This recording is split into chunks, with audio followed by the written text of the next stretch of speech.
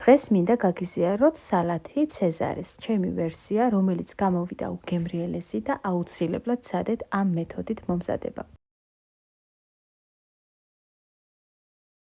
გვჭირდება ქათმის ფილე, რომელსაც დავჭრეთ მსხვილ კუბებად და დავამარინადებთ. 1 კბილი ნიორი, ლიმონი, სვანური მარილი, პაპრიკა, შავი პილპილი და ცოტა ზეთი და მარილი. დავასვენებთ 2 საათი. კრუტონებისთვის პურს დავჭრეთ კუბებად, მოვასხამთ ცოტა ზეთს, სვანურ მარილს, პაპრიკას და გამოვაცხობთ 180 გრადუსზე 20 წუთი.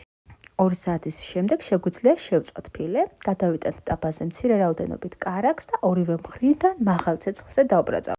სოუსისთვის დაგვჭირდება ნახევარი ლიმონის წვენი, ასევე 1 კვერცხი, დოგვი, 1 კბილი ნიორი, შავი პილპილი, მარილი და მცირე რაოდენობით ზეთი.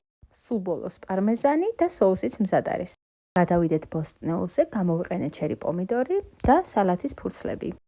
ახლა კი შეგვიძლია ავაწყოთ ჩვენი სალათი.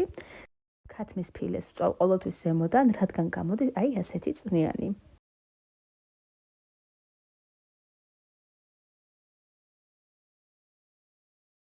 მოვასხათ ჩვენი უგემრიელესი სოუსი, ასევე მოვახერხოთ პარმეზანი და მივირთვათ გემრიელად.